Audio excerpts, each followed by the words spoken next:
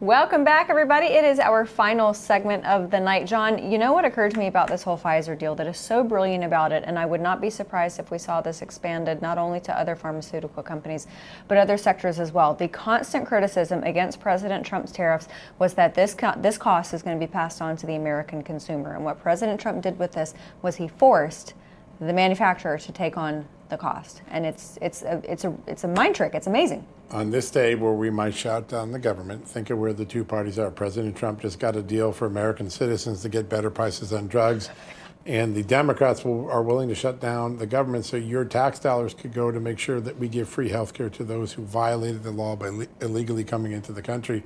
That is the difference between the two parties right now. You can't, on the issue of health care at this moment, there's no more stark difference than that. Yeah, and you know, I keep thinking of places like California. I had a conversation with a guy today who's working very hard to have voters removed from California's rolls, whether they are inactive or fraudulent or whatever the case may be.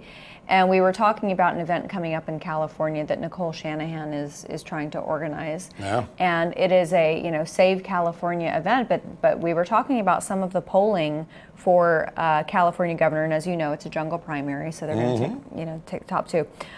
It's Katie Porter and Steve Hilton. Katie Porter, former Democrat member of Congress, 16%, and Steve Hilton at 10%. Yeah. Now, this is aggregated among, I don't know, what is this, a dozen or so candidates.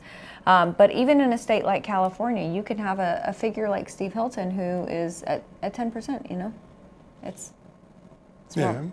I would listen, as I told you in the car ride over here, I'm not Pollyannish on California. I'm not that person who's out here saying 2028's the year, but you never know. It could happen soon. Yeah, listen, first off, a lot of people are leaving California, so the political demographic is changing very quickly. Yeah. Some of those people are leaving illegal aliens, obviously, the big exodus of that. I don't know what it looks like a few years from now, but the Democrats have a bigger problem than just California. All across the country, they're turning the country redder. You heard Emily Sturge talk about young people. But you look at these states, and North Carolina becoming more Republican in registration every day. Purple states are going to become red as long as the left stakes out these far extremist positions. And when you get down to the electoral college, it's going to be harder and harder for Democrats to win the presidency if they don't recalibrate their thinking. And right now, they are tripling down on everything that got them beat in the 24 election. Well, and Gavin Newsom has this initiative, this special election on the ballot November 4th. Yeah. Sure, you can squeeze out Republicans in California, but there are red states that Democrats have a lot more to lose than Republicans have to lose in California. Yeah, I agree. And, even the things about the masks and you've had California wants to make sure that ICE agents can't wear masks.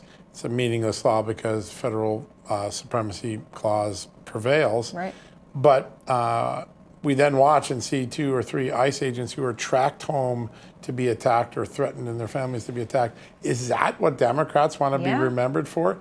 Are they the people that want to be remembered for defending the professors who defended the assassination of Charlie Kirk? I hope not, but I really fear there's a strong and large element of the Democratic Party that actually is embracing this insane stuff. It's crazy. I know. And I've got a story coming out tomorrow, Make America Safe Again, talking about a lot of these agencies, state and local policing, but also on the federal level that are juicing their departments so that they can hire more. We've all seen that 150,000 applicants through Department of Homeland Security for ICE and Border Patrol. I mean, these are incredible numbers. And as a result of the One Big Beautiful Bill, they've got this extra injection of cash to pay people out $50,000 bonuses and other signing incentives. And you look at that compared to Democrats who just a few years ago were still very much on the side of defunding police. So you've got one side that wants to empower police to keep communities safe. You've got a very Democrat mayor here in Washington, D.C., Muriel Bowser, to her credit, has said things have definitely gotten better here. And then on the other side, it's Democrats who they are starkly on the wrong side, I think, of a lot of winning issues. I agree. What side Pete Hegseth just stuck up? MIGDA, making generals thin again. And no dudes in dresses. Yeah, thin generals, no more fat generals. That was a pretty good one. MIGDA, just remember that. I made that up just now. I'm sorry. I won't do that ever again. Important. You want someone to look I agree. the part in the uniform. I just wanted to be fit. God, if they're in a war, you wanted to be able to win the war. That's true. If you're portly, but you can also run a mile very quickly, then I'm fine with that. Yeah, I totally agree. Listen, you don't win a war by eating cupcakes. All right, John. So if the government shuts down, we don't have to come to work tomorrow, do we? Oh, yes, we do.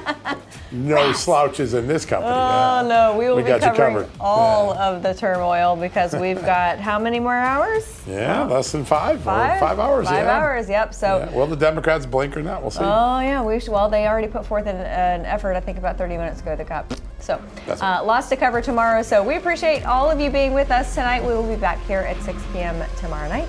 Have a safe weekend.